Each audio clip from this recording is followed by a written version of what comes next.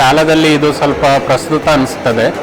ಅಂದರೆ ಧರ್ಮ ಮಧ್ಯೆ ಇಷ್ಟು ದ್ವೇಷ ಇರುವಾಗ ಇಂಥ ಕಾರ್ಯಕ್ರಮ ಇದ್ದರೆ ಸ್ವಲ್ಪ ಒಳ್ಳೆಯದೇ. ಮಸೀದಿಯನ್ನು ತುಂಬ ಹತ್ತಿರದಿಂದ ನೋಡುವ ಭಾಗ್ಯ ಇವತ್ತು ನನಗೆ ಸಿಕ್ಕಿದೆ. ಇಲ್ಲಿಯವರೆಗೂ ನೋಡಿರಲಿಲ್ಲ. ಅತಿಥಿಯವರಿಗೆ ಹೇಗೆ ಸತ್ಕಾರ ಸನ್ಮಾನ ಮಾಡಬೇಕಂತ ತುಂಬ ಚೆನ್ನಾಗಿ ತೋರಿಸಿದ್ದಾರೆ. ಹೊಟ್ಟೆ ತುಂಬಿಸ್ಲಿಕ್ಕೂ ಸ್ನ್ಯಾಕ್ಸ್ ಕೊಟ್ಟಿದ್ದಾರೆ. ಅದೇ ರೀತಿ ಕ್ಯಾಲಿಗ್ರಫಿ ಮತ್ತು ಮೆಹಂದಿ ಕೂಡ ಇಟ್ಟಿದ್ದಾರೆ. ತುಂಬ ಆಕರ್ಷಕವಾಯಿತು ಈ ಪ್ರೋಗ್ರಾಮ್. ನಾವು ಇಲ್ಲಿ ಬಂದಿದ್ದೇವೆ, ನಮಗೆ ದೊಡ್ಡ ಒಂದು ಸೌಭಾಗ್ಯ ಮಸೀದಿ ಒಳಗಡೆ ಹೋಗ್ಕೊಂಡು. ಆಮೇಲೆ ಇಲ್ಲಿ ವಾಲಂಟಿಯರ್ಸ್ ನಮ್ಮನ್ನೆಲ್ಲ ಹೇಳಿದ್ರು ಇಲ್ಲಿ ಏನೇನು ಯಾವ ರೀತಿಯಲ್ಲಿ ಒಳಗೆ ಹೋಗೋ ಮುಂಚೆ ಎಲ್ಲ ಪ್ರೊಸೀಜರ್ ಕೈಕಾಲು ತೊಳ್ಕೊಂಡು ಹೋಗುವಂಥದ್ದು. ಆಮೇಲೆ ಒಳಗಡೆ ಪ್ರೇಯರ್ ಹಾಲ್ನ ಬಗ್ಗೆ ತಿಳಿಸಿ ಅಲ್ಲಿ ಏನು ಕ್ರಮ ಎಲ್ಲ ಮಾಡುತ್ತಾ ಇದ್ದಂತೆ. ಆಮೇಲೆ ಮೇಲೆ ಬರೆದಂಥ ಅಲ್ಲಾಹನ ಇದರಂದೆಲ್ಲ.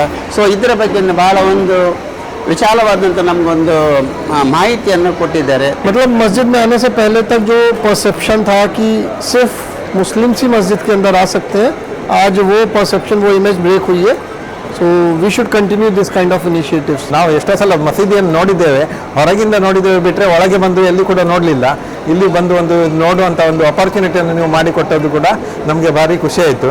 ಎಲ್ಲ ಇಲ್ಲಿ ಒಳಗೆ ಕೈ ಕಾಲು ಮುಖ ಎಲ್ಲ ತೊಳ್ಕೊಂಡು ಒಳಗೆ ಎಂಟ್ರಿ ಆಗುವಂಥದ್ದು ಅದು ಸಿಸ್ಟಮ್ ಕೂಡ ಭಾರಿ ಒಂದು ಮೆಚ್ಚುವಂಥದ್ದು. ಈ ರಸ್ತೆಯಲ್ಲಿ ನಾನು ಪ್ರತಿನಿತ್ಯ 3-4 ಸಲ ಓಡಾಡ್ತೇನೆ, ಈ ಮಸೀದಿಯನ್ನು ನೋಡ್ತಾನೆ. ಆದರೆ ಇಲ್ಲಿ ಬರುವಂಥ ಅವಕಾಶ ನನಗೆ ಸಿಕ್ಕಿರಲಿಲ್ಲ. ತುಂಬ ಸಂತೋಷವಾಯಿತು. ಒಳಗೆ ಬಂದೆ, ಇಲ್ಲಿಯ ವಿಚಾರಗಳನ್ನೆಲ್ಲ ನೋಡಿದೆ. ಸ್ವಲ್ಪ ನನಗೆ ಗೊತ್ತಿತ್ತು, ಆದರೆ ಇವತ್ತು ನನ್ನ ವಿಚಾರಗಳಿಗೆ ಸ್ವಲ್ಪ ಪುಷ್ಟಿ ಜಾಸ್ತಿ ಸಿಕ್ತು ಅಂತ ಹೇಳ್ಬೋದು. ಭಾರತ ಅಂತಂದರೆ ಅದು ಒಂದು ಕಂಬದ ಮೇಲೆ ನಿಂತಹ ಡೇರೆ ಅಲ್ಲ, ಅದು 1000 ಕಂಬಗಳ ಚಪ್ಪರ ಅಂತ ಹೇಳ್ತಾರೆ. ಇಲ್ಲಿ ನಾವೆಲ್ಲರೂ ಒಟ್ಟಾದರೆ ಮಾತ್ರ ಅದು ಭಾರತ. ಇಲ್ಲಿ ಹಿಂದೂ, ಕ್ರೈಸ್ತ, ಮುಸಲ್ಮಾನ, ಪಾರಸಿಕ, ಜೈನರ ಉದ್ಯಾನ ಅಂತ ಕುವೆಂಪು ಅವರು ಹೇಳಿದ್ದು ಅದಕ್ಕೆ.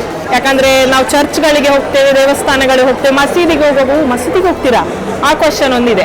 ಅದನ್ನು ಆ ರೇಖೆ ನಾವು ಅಳಿಸಬೇಕು. ಅದಕ್ಕೆ ಈ ಒಂದು ಅವರೇನು ಅವಕಾಶ ಮಾಡಿಕೊಟ್ಟಿದ್ದಾರೆ, ತುಂಬ ಒಳ್ಳೇದನ್ಸುತ್ತೆ.